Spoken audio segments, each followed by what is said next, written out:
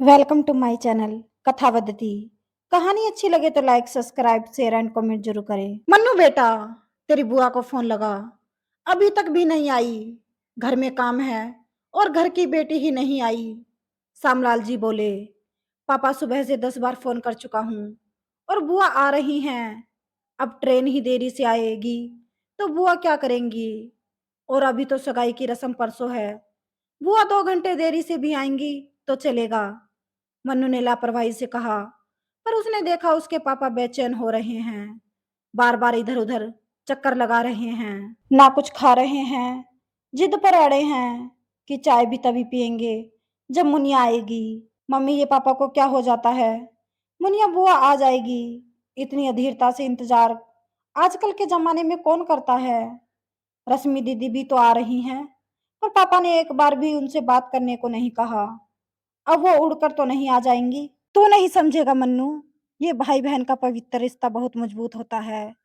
मुनिया दीदी से तेरे पापा को बहुत लगाव है, हालांकि इनसे 5 साल छोटी है, पर उनकी और तेरे पापा की बहुत पड़ती है। ये पुराने जमाने का प्यार और लगाव है। उस समय भाई बहनों के बीच सिर्फ प्यार और परवाह होती थी, कोई स्टेटस का दिखावा और औपचारिकता नहीं होती थी। मुनिया दीदी और उनके दिल के तार जुड़े हुए हैं, दोनों रोज बातें करते हैं, पर आज जब वो आ रही हैं तो बहुत उतावले हो रहे हैं। देख, तैयार हो रहे हैं, उन्हें स्टेशन लेने जाएंगे। मम्मी, अब खुद स्टेशन जाने की क्या जरूरत है, मैं बुआ के लिए कैब बुक कर देता हूँ। फालतू आने जाने में समय बर्बाद होगा, बेवजह पापा परेशान होंगे।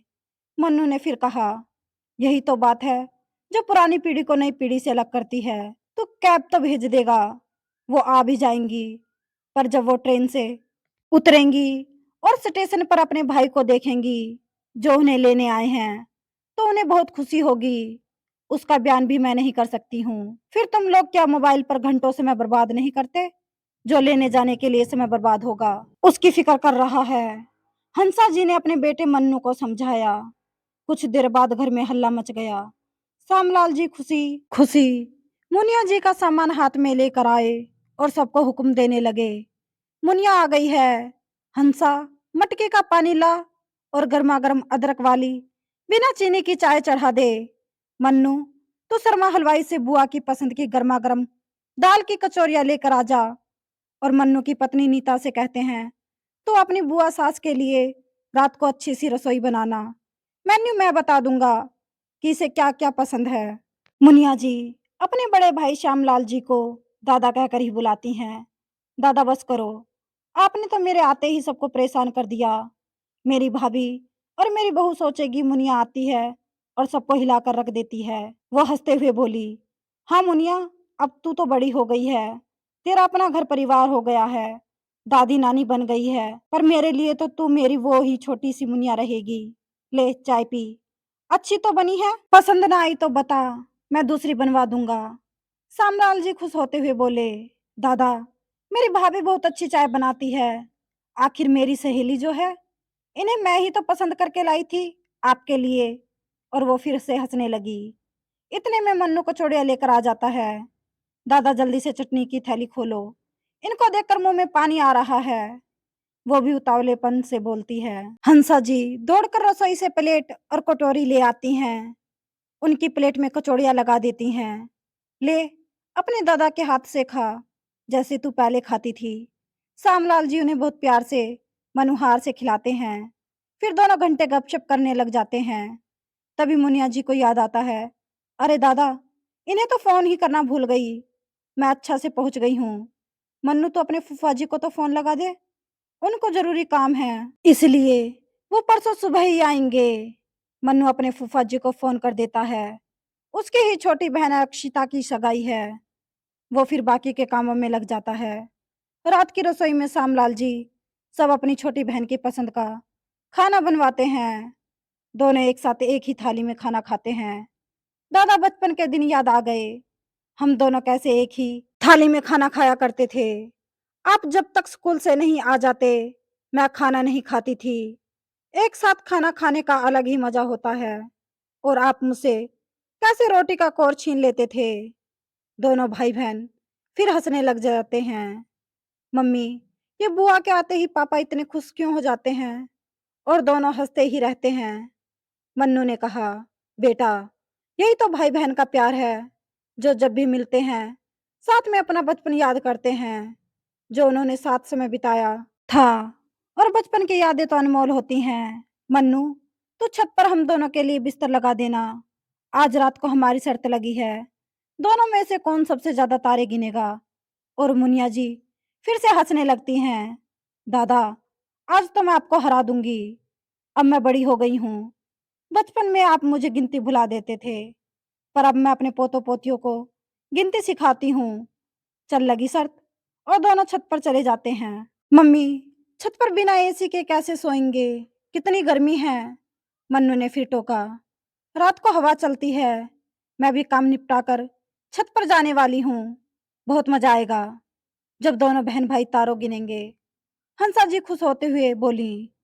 तो नीता ने कहा, मम्मी जी, हम दोनों भी खाना खाकर छत पर आ जाएंगे। पापा जी और बुआ जी में से कौन जीतेगा, ये हमें भी देखना है। रात को वह लोग भी छत पर चले जाते हैं और श्यामलाल जी और मुनिया का खेल देखते हैं, तारे गिनते हैं, जिसमें फिर मुनिया बुआ हार जाती है। भाभी, दादा ने फिर मेरे साथ चीटिंग की है, और फिर बनावटी रूठ जाती है। अगले दिन मन्नू से बड़ी बहन घर में आती है और आते ही अपने बच्चों और अपने पति से बातें करने लगती है। फिर अपने ऑफिस का लैपटॉप लेकर बैठ जाती है। उसे खाने की पसंद पूछते हैं तो कहती है, कुछ भी बना लो, खा लूंगी। अब मुझे कुछ घंटे के लिए परेशान मत करना, ऑफिस का जरूरी कॉल है। खाना कमरे में भिजवा देना। रश्मि के आने से घर में कोई हलचल नहीं होती है। न तो मन्नू अपनी दीदी को लेने रेलवे स्टेशन जाता है, ना ही उसकी पसंद का कुछ बाहर से मंगवाता है। दोनों भाई बहन बस औपचारिकतावश मिलते हैं, बातें करते हैं। हंसा जी फिर अपने बेटे मन्नू से कहती है, देख, पहले के भाई बहन के रिश्ते सिर्फ प्यार पर टिके होते थे, पर आजकल के भाई बहन के रिश्तों में भी स्टेटस आ जाता है। तूने रश्मि से यह नहीं पूछा कि आपका सफर कैसा रहा, आपको कोई परेशानी तो नहीं हुई, बल्कि ये पूछा कि छोटी या बड़ी कैब से आई हो। दोनों भाई बहन ने तसल्ली से बैठकर बातें भी नहीं की। बस नया मोबाइल किस कंपनी का है और कितने का लिया, क्या क्या फीचर हैं, इस पर ही बातें करते रहे। ना तूने ये पूछा कि जीजाजी और बच्चे अभी क्यों नहीं आए और कब आएंगे। दोनों अपने अपने ऑफिस के काम में लग गए। तुम दोनों ने ना ही साथ में खाना खाया, ना ही बचपन की कोई बात याद की। जमाने के साथ भाई बहन के प्यार में कितना अंतर आ गया। मन्नू ने सोचा, हाँ मम्मी, ठीक ही तो कह रही हो। जो खुशी पापा को मुनिया बुआ के आने से हुई थी, वो उसे क्यों नहीं हुई। आज की सारी खुशियाँ, सारा सुकून तो इन गैजेट्स ने छीन लिया है। सब कुछ बनावटी हो गया है। अगले दिन छोटी बहन अक्षिता की सगाई थी। रश्मि ने बहुत सुंदर ड्रेस पहनी, पार्लर से मेकअप और हेयर स्टाइल बनवाया, और पूरे समय वो फोन पर फोटो लेती रही और रील भी बनाती रही, फेसबुक लाइव भी रही। और मन्नू के साथ फोटो लेकर उसने टैग कर दिया। फोटो में दोनों भाई बहन बहुत सुंदर लग रहे थे। लोगों के अच्छे कमेंट आने शुरू हो गए, पर हकीकत दोनों को पता थी कि ये सब बनावटीपन और खोखला दिखावा मात्र है। उधर मुनिया बुआ और श्यामलाल जी सब रिश्तेदारों से मिलकर खुश हो रहे थे। उस दिन भी दोनों ने साथ खाना खाया। मुनिया बुआ ने बनारसी साड़ी पहनी थी, कोई मेकअप नहीं, पर वो बहुत सुंदर और खुश थीं। उनके चेहरे पर चमकती लाल बिंदिया और गालों पर उभरी खुशी की लालिमा से वो बहुत सुंदर लग रही थी। अपनी भाभी की भी बहुत मदद कर रही थी, सभी रीति रिवाजों और लेन देन को समझा रही थी। श्यामलाल जी बार बार अपनी बहन को खाने पीने को और बैठने को बोल रहे थे, क्योंकि उनके घुटनों में दर्द रहता है। अक्षिता की सगाई बहुत अच्छे से हो गई। रात तक सभी मेहमान भी चले गए। मम्मी, मुझे भी कल सुबह जल्दी निकलना है। कल हमारी सहेलियों का बाहर घूमने का कार्यक्रम बना है, तो मेरा जाना जरूरी है। रश्मि ने कहा, लेकिन बेटा, तू इतने दिनों बाद आई है, तो 2 दिन तो रुक। अभी तो हमसे बातें भी नहीं की हैं। ओफो मम्मी, हर रोज फोन और वीडियो कॉल पर बातें तो करते हैं, अब क्या बातें बची हैं। मुझे तो कल सुबह ही निकलना है। और रश्मि जिद करके अगली सुबह वापस चली गई। मुनिया जीजी, आप तो रुकना, बहन बेटियां घर में रुकती हैं तो अच्छा लगता है। अरे, मेरी मुनिया कहीं नहीं जा रही है। मैंने इसके साहब से बात कर ली है। सप्ताह भर से पहले मैं नहीं जाने दूंगा। श्यामलाल जी ने अपना निर्णय सुना दिया और मुनिया जी ने भी उनका मान रखा। अब तो रोज रात को छत पर महफिल जमने लगी। मन्नू और नीता और अक्षिता भी तारे गिनने लगे। रोज हार जीत के खेल होने लगे। सभी लोग ठहाके मारकर हंसते थे और छत पर रोज अंतराक्षरी खेलते थे। उसमें जो मुनिया बुआ की तरफ होता था वो जरूर जीतता था, क्योंकि वो अंतराक्षरी खेलने में माहिर थी। एक सुबह छत से उतरते समय मुनिया जी का पैर फिसल जाता है और बूढ़ी हड्डियां होने के कारण उनके पैर में फ्रैक्चर हो जाता है। श्यामलाल जी को बहुत दुख होता है। अगले ही दिन मुनिया जी कहती हैं, दादा, बहन बेटियां थोड़े ही दिन अच्छी लगती हैं। कल मन्नू के फूफा जी मुझे लेने आ रहे हैं, तो मैं अपने घर चली जाऊंगी। यह महीना भर आप सब पर बोझ बनने से अच्छा है मैं अपने घर ही चली जाऊं। ये सुनते ही श्यामलाल जी गुस्सा हो जाते हैं। मेरी बहन, कैसी बातें कर रही है तू? मुझ पर कभी बोझ ना थी और ना ही अब है। तू कहीं नहीं जाएगी। हम सब इतने लोग हैं, तेरी देख रेख कर लेंगे। फिर लंबा सफर है। डॉक्टर ने तो पैर हिलाने तक को मना किया है। तुझे मैं ठीक होने के बाद ही भेजूंगा। फिर महीने बाद तो अक्षिता की शादी है। अब तो तू शादी करके ही जाना। तेरा सामान मैं मंगवा लूंगा। श्यामलाल जी बोले। मन्नू और अक्षिता अपने पापा और बुआ का प्यार देखकर खुश होते थे। रोज श्यामलाल जी और मुनिया जी घंटों बातें करते रहते थे। वो अपनी बहन को हाथ से दवाई देते और खाना खिलाते थे। मुनिया जी भी बैठे बैठे सब्जियां साफ कर देती थी, कपड़ों की तह लगा देती थी, फल वगैरह काट देती थी। इससे उनका समय भी कट जाता था और हंसा जी और नीता को भी मदद मिल जाती थी। उन दोनों का प्यार देखकर अब अक्षिता और मन्नू में भी बदलाव आ रहा था। दोनों अब साथ बैठकर बातें करने लगे थे। एक दिन मन्नू ने पूछा, अक्षिता, तू आज मेरे साथ खाना खाएगी?